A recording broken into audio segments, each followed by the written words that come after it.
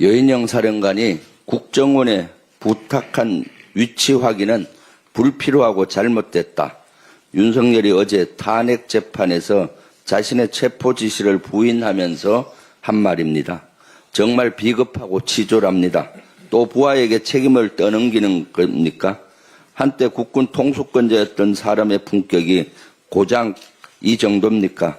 그래놓고 국가위상을 운운할 자격이 있습니까? 어제 한덕수 국무총리가 헌법재판소 심판정에 들어서기 직전 윤석열은 자리를 떴습니다. 대통령과 총리가 같은 심판정에 앉아있는 모습이 국가위상에 좋지 않다는 이유라고 합니다. 정말 황당합니다. 후한무치의 끝판왕입니다. 위헌적이고 위법적인 계엄으로 국가위상을 밑바닥까지 떨어뜨린 게 누굽니까? 자신의 잘못은 감추기에 급급하고 부하에게 책임을 전가하는 사람이 무슨 국가위상을 논합니까? 윤석열 내란 수괴가 진정 국가위상을 생각한다면 지금이라도 국민께 무릎 꿇고 사죄하고 당장 죗값을 치르기 바랍니다.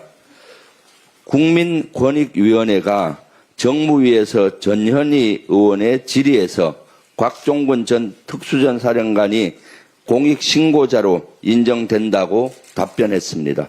또한 권익위는 김현태 특전사 707 특임단장도 공익신고자로 인정했습니다. 앞으로 두 사람은 공익신고자 보호법에 따라서 신변 안전보호 조치를 제공받을 수 있고 유죄가 확정되더라도 책임감명 규정이 적용되어 형량을 낮춰받을 수 있는 길이 열린 겁니다.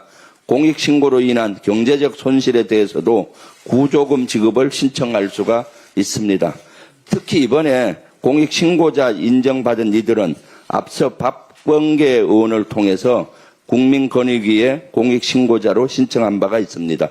이처럼 누구나 공익신고자 보호법에 따라서 수사기관이나 권익위는 물론 국회의원을 통해서도 공익신고를 신청하고 인정받을 수 있는 겁니다.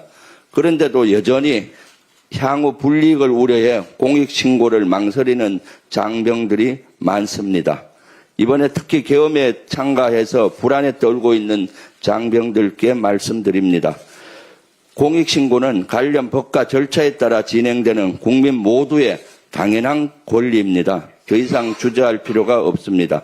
특히 이번 공익신고자 인정은 윤석열 정부 권익위원회의 판단입니다.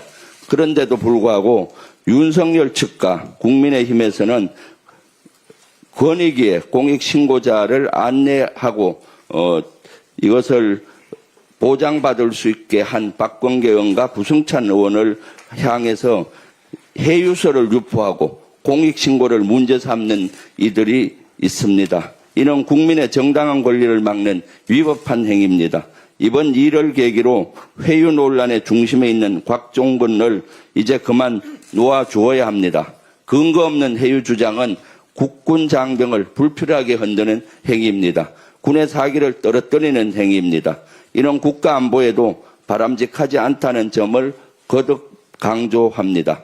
곽종근 특수전 사령관도 본인은 해유받은 바가 전혀 없다. 양심에 따라서 사실을 말할 뿐이라고 계속 얘기하고 있습니다. 본인은 아니란데 국민의힘은 이것을 계속 정쟁으로 삼고 있는 겁니다. 이제 공익 제보자로 인정을 받았으니 더 이상 곽종근이 해유됐다는 이런 주장을 하는 것은 위법한 사항으로 보여집니다. 이상입니다.